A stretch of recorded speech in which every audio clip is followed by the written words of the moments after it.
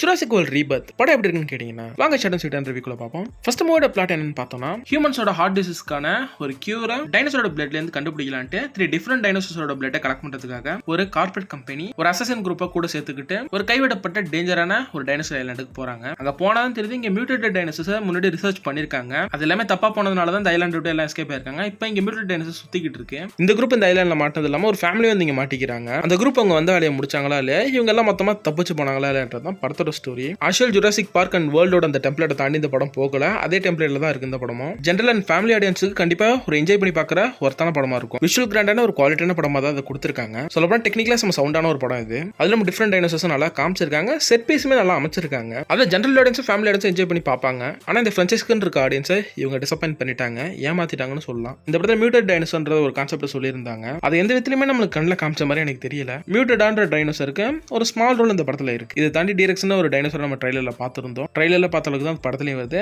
நம்மளை ஏமாத்திட்டாங்க. அதை வச்சு படத்தை ப்ரமோட் பண்ண அது யூஸ் ஆயிருக்கு. படத்துல இந்த ரோல் இல்ல, ஜஸ்ட் கேமியோ தான் ப்ளே பண்ணிட்டு போயிருக்குது. நான் அதுக்கு இன்டாமினேட் அளவுக்கு ரோல் இருக்குன்னு எதிர்பார்த்தேன். பட் அது ஏன் தப்பு.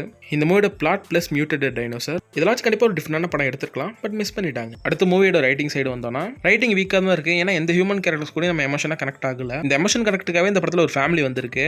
அந்த ஃபேமிலியை பார்த்தா எனக்கு வெறி தான் ஆகுது. ட்ரெண்டடான மர்சனைஸே செத்துட்டு இருக்க சமயத்துல இந்த ஃபேமிலி ஈஸியா ரெப்ரசென்ட் தப்பிச்சு வந்துருவாங்க. அது ஏத்துக்கிற விதத்துல இல்ல. இப்படி படத்தை சுத்தி நிறைய மைனஸ் இருக்கு. ஆனா ஃபேலன் கிங்டம் அண்ட் டொமினியன் அளவுக்கு படம் ஒஸ்டா இல்ல. கண்டிப்பா பார்க்குற அளவுக்கு ஒரு குட் மூவி தான்.